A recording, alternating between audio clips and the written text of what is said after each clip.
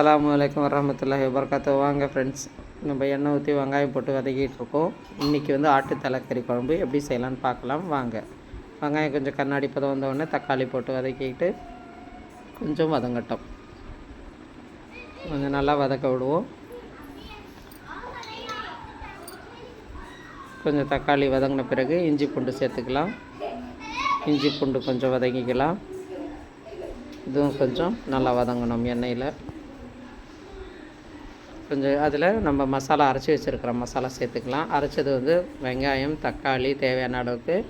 அதுலேயே கரம் மசாலா, மல்லித்தூள், மஞ்சத்தூள் எல்லாம் போட்டிருக்கோம். வீட்டில் அரைச்ச கறி மசாலா போட்டு கொஞ்சம் நல்லா வதங்க விடுவோம். வதங்கின பிறகு பலாக்கொட்டை வீட்டில் இருந்ததை போட்டுக்கலாம், இல்லைனாலும் பரவாயில்ல, இருந்தது போட்டோம். ஒரு 2 விசில் விட்டு தலைக்கறி வேக வச்சுருந்தோம்.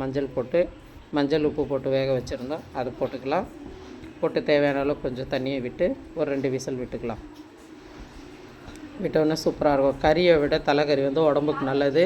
நான் சத்தும் கூட பசங்களுக்கெல்லாம் இதெல்லாம் கொடுத்து பழகுங்க. உடம்புக்கு நல்ல பொருள், பழகுங்க. இவ்வளோதான், செஞ்சு விசில் விட்டுக்கலாம்.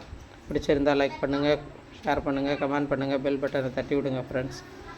எல்லோரும் நலமாக இருக்க வேண்டும் என்று எல்லாவிடம் துவா செய்கிறோம். பாருங்கள், இப்போ எப்படி இருக்குன்னு பார்த்துக்கலாம்.